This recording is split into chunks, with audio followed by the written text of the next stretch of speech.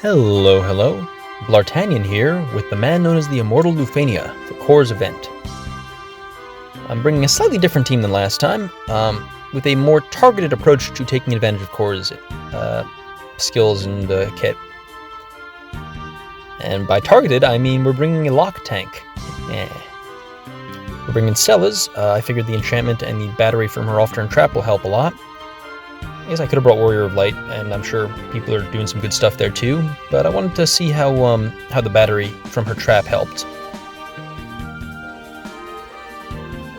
We're also bringing Bart's, because I figured that his burst effect, which gives a bravery fund after turn, will also fuel those potent bonus attacks. Basically, the theory here is, since it's only a 3-hit attack that doesn't involve battery beforehand, if we pump him up before, that'll probably help with the damage. We'll see if that pays off.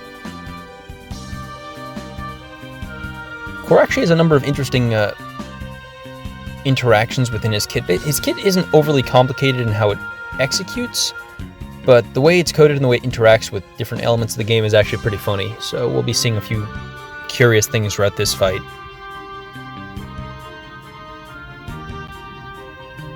Meantime, we're just kind of slogging our way through.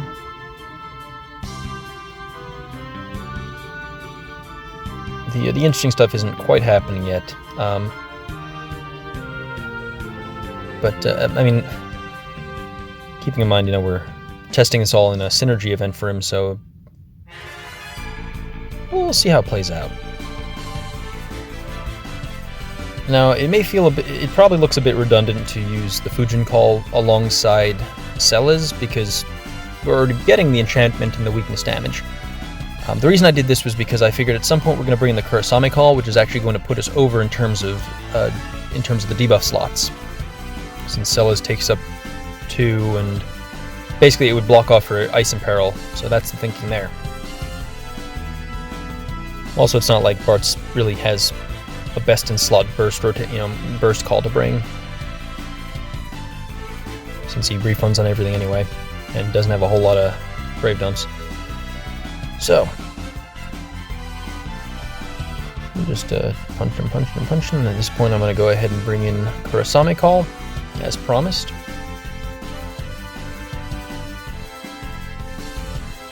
We're not going to use the second one so that we can let the boss take a turn or two more, let Bart's BT effects stack up. I want that at 3 stacks before we bring Tifa in.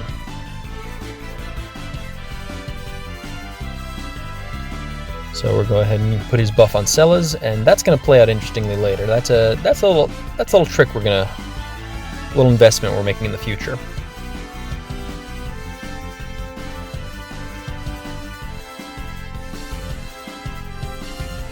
So, with that out of the way, I think it's time to bring in Tifa. And we're going to start doing Tifa stuff. Woohoo! Now it's probably safe to bring in Faris Call number 2. Since Cella's one of her debuffs had fallen off, this means we can get that free Ramuh Paralyze from the summon phase. There we go. We're hitting the good damage there. Claiming to hit 500,000 thanks to the bonus attack. Tifa just doing ridiculous shit.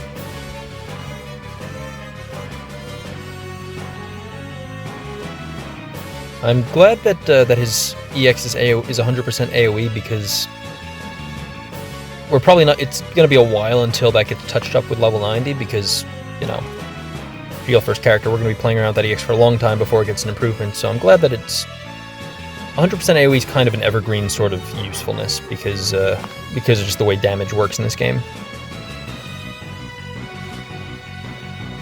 So Tifa's gone and finished doing her stuff. I have to remember to pay attention here, because we're going to get into some weird shit. Oh yes, so at this point you might notice, I put his buff on Bart's. You may remember earlier we put the buff on Cella's before switching her out.